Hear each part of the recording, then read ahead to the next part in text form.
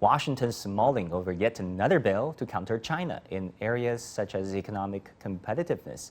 What does this growing number of proposals say about the direction of future China-U.S. relations? Welcome back. A major bill to counter China has been introduced in Washington, D.C., the Capitol Hill, the 470-page bill that is called Ensuring American Global Leadership and Engagement, otherwise known as EAGLE Act, addresses a range of issues, including revitalizing American diplomacy, promoting U.S. economic competitiveness, and criticizing Beijing on human rights. What considerations are driving this bill? What might it mean for China? And what does it say about the state of future China-U.S. relations? Joining me today in Beijing is Wang Cong, chief reporter at the Global Times from Washington, D.C., Dr. Stanley Kober, a defense and foreign affairs analyst, and also Einar Tangen, former U.S. prosecutor. Stanley, let me go to you first. We all know that this morning, Chinese Vice Premier Liu He held a phone conversation with U.S. Trade Representative Catherine Tai. That is Thursday morning. Beijing's statement says the two sides agreed that developing bilateral trade is important. They exchanged views on each other's concerns and agreed to continue to maintain communication. The U.S. statement, however, emphasized the need to protect U.S. workers and U.S. interests. We know that the Trump-era tariffs are still in place. What do you think will be Biden's game plan towards China? They keep talking about walk and chew gum at the same time. I'm not sure how well this is going to work. And it's not just the Biden administration. I have been struck by the attitude of people I know consistently.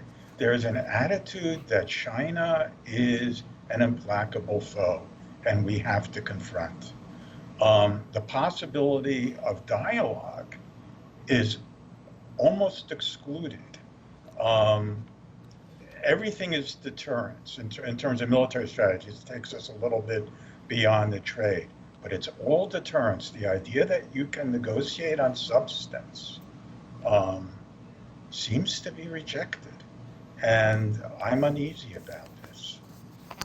Yeah, many are uneasy about this. Wang Cong, let me go to you, buddy. The EAGLE Act says this: the United States must coordinate closely with allies and partners to compete effectively with the PRC, including to encourage allies and partners to assume, as appropriate, greater roles in balancing and checking aggressive, PRC, Chinese behavior. Didn't the U.S. Congress just put forward a Strategic Competition Act in April to counter China? What is in this bill that you think is unique? Are they going to just issue a new bill every month targeting China? Sorry, I couldn't hear the last part. Right. So what do you think is so unique about this bill? Because we know that last month, the Capitol Hill, the U.S. Congress just put forward a new bill called the Strategic Competition Act targeting China. Well, that's right. I was having a conversation with a government advisor here in Beijing, and he said that the United States Congress has become a Congress for China, actually, because they claim to be caring more about China, human rights, economic development here. However, this bill is kind of what Washington trying to drive everything with. Because United States Congress has done nothing domestically. They cannot do anything with the economy, infrastructure, environment, racial justice.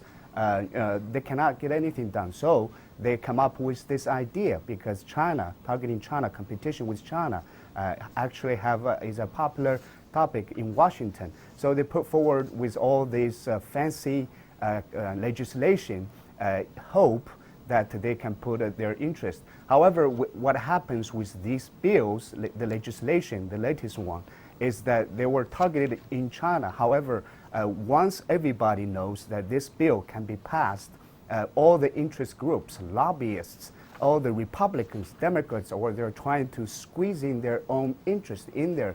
So now we're saying that the bills have serious problem and gridlock in Washington, in Congress, as usual. However, the bill targeting China, I think there's nothing really changes with regard to China-U.S. relations. One thing in the bill that really could have some direct impact is this amendment to extend what's known as a Magnitsky Act, which basically allows the U.S. Congress, U.S. government to sanction foreign governments or officials or even businesses if they deem that these businesses, these individuals are engaged in human rights abuse. That would definitely create more tension between China and U.S. But with regard to the industrial, the economic policy aspect of it, I think nothing changes. Right. Chinese Foreign Ministry spokesperson Zhao Lijian responded to this bill, actually, and he said the relevant bill of the U.S. Congress defames China's development path and domestic and foreign policies in disregard of facts. It interferes in China's internal affairs and undermines China's interests on issues concerning China's sovereignty and territorial integrity. Einer, help us understand here the dynamics in the U.S. Capitol these days. I understand that there has been a major shift in perception towards China, getting more negative and stuff, but there must be members of Congress who wanted more cooperative relations with Beijing, in trade, in investment, in cultural exchanges, as was demanded by their districts and their constituents, no? Well, surprise, surprise, the politics goes on in Washington.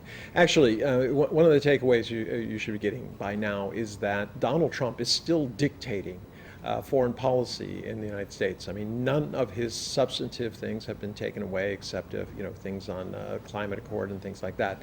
But as far as China is concerned, there's still this idea that the U.S., the most powerful, wealthiest, military, dominant power in the world, is a victim of everybody, basically. Donald Trump tried to put that on allies as well as foes. Biden is now trying to say it's all China's fault, and then if it's not China's fault, it's Russia's fault. So you have here, you asked, why is there this second bill after just a month ago they passed this? Yeah. This is exactly, as our friend said, this is a pork barrel. This is classic.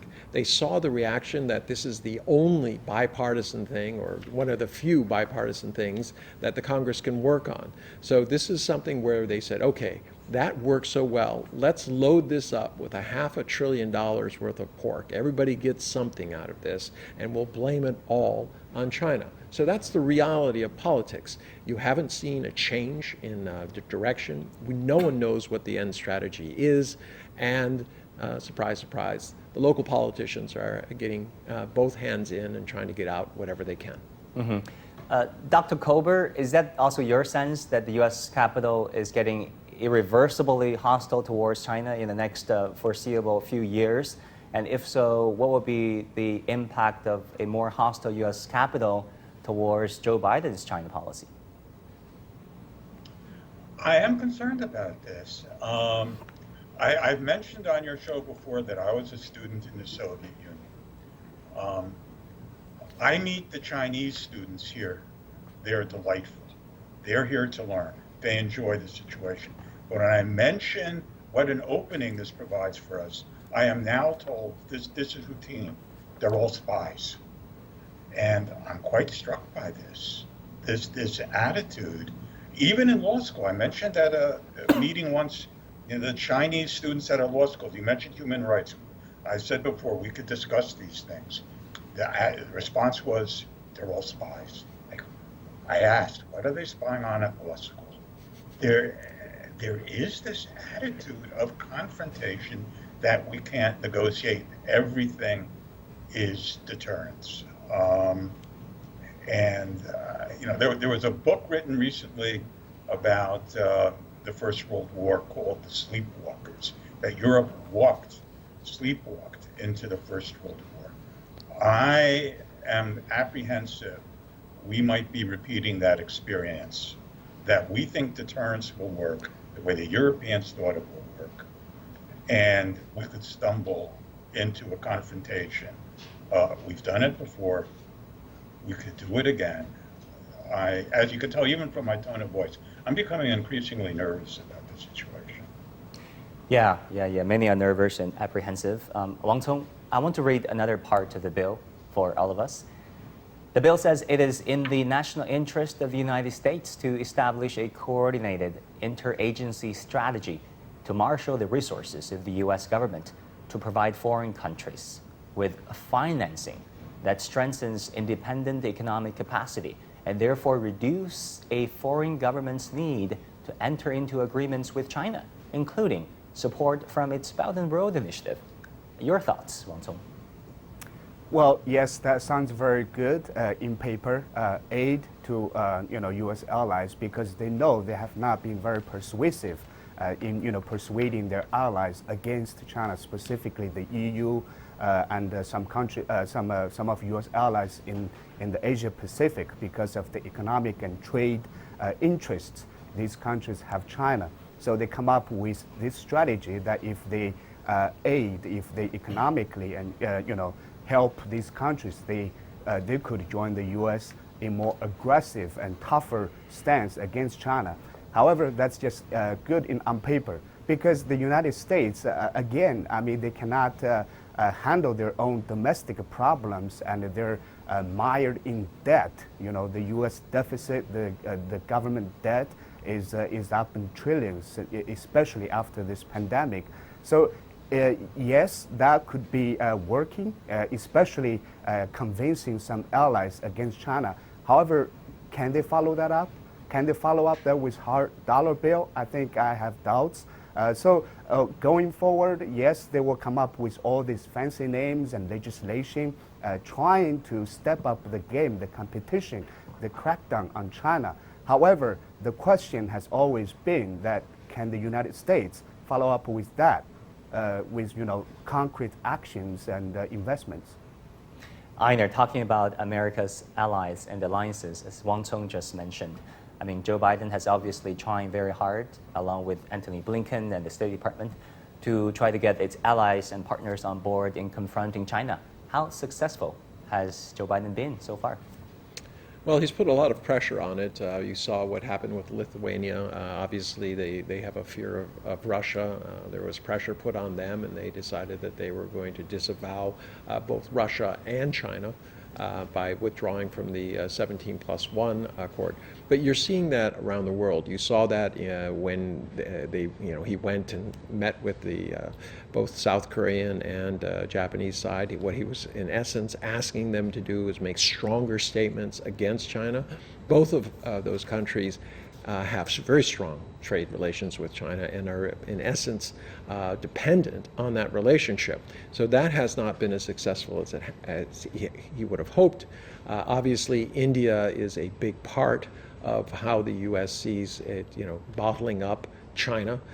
They've had mixed results there. There's some concern within India that the U.S. is going to take human rights to, both in terms of what's happened with COVID-19 and also what's going on in Jammu and Kashmir. So it's not been terribly effective because there's no money behind it. And I would agree with my colleague on that. Thank you so much, Einar. As always, Wang Cong, Chief Reporter at Global Times, and Dr. Stanley Kober, thank you for joining us again. As always, follow us on Facebook and Twitter using the handle Liu Xing in Beijing. Download the CGTN app to watch our show, or go to YouTube and look for CGTN The Point. On behalf of our team, thank you for watching.